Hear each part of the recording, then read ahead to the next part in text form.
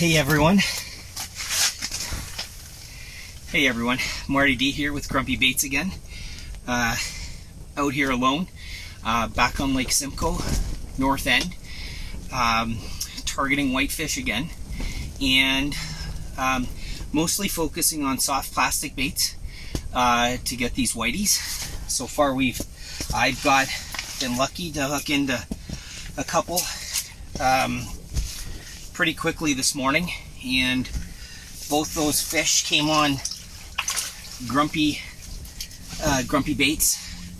Let me just give you a couple setups here.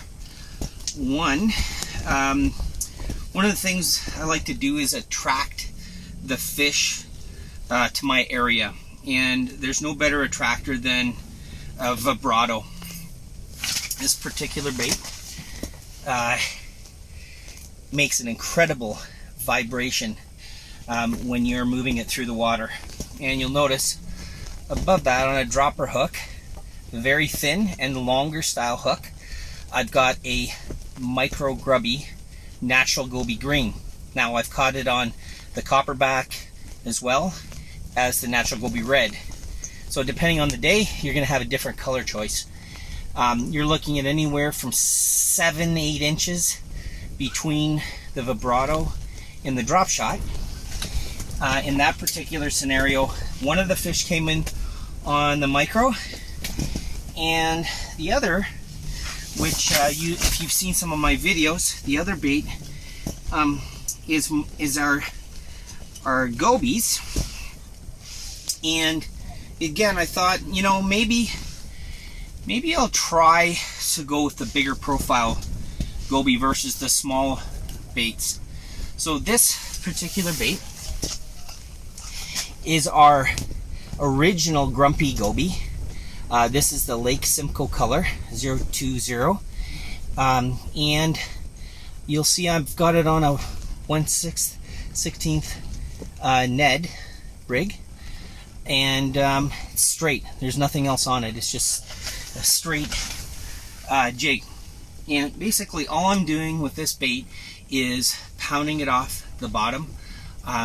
What I prefer to do is, if you use Fish Buoy fishing app that integrates with Navionics, I like to look for flats near humps. And there's a couple reasons for that. One is when they're feeding on those humps, they're obviously in the zone, but at some point they're going to channel their way back out as the morning progresses. And so it's kind of like a throughway where fish are going to be moving off the hump and down these channels. I particularly like fishing a siltier type bottom. Couple reasons. One is when I use my Markham and I'm dropping my bait and I don't see the bait, in other words, there's a blind spot, means that I'm either on a steep cliff, or there's a big rock, and as I'm dropping my bait, I all of a sudden don't see it on it. It looks like it's hit bottom on my Markham, but I'm still letting line out, which means there's that blind spot. Those blind spots are not a recommended place to be. This morning I had a few blind spots, so I immediately moved until I found a flatter bottom where I could see an inch off the bottom. I could see my bait come up. So really that's really the key for me in my success today in the past couple weeks, is looking for flats next to humps.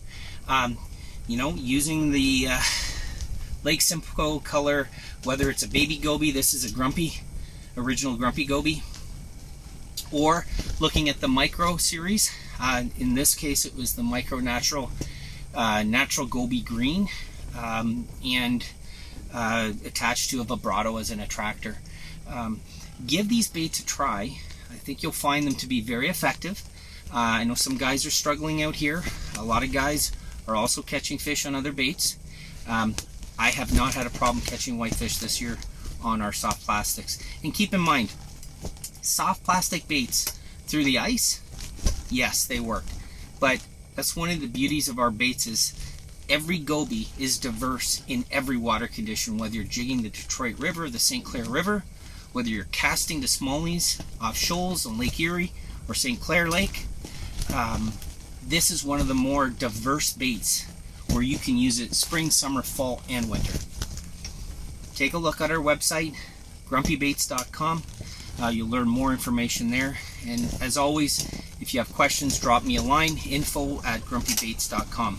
And as well, don't forget, we do have retailers, Angling Outfitters in Woodstock, Angling Sports in London, and Natural Sports in Kitchener. Marty D signing off. Have yourself a safe time on the ice. We'll talk to you soon.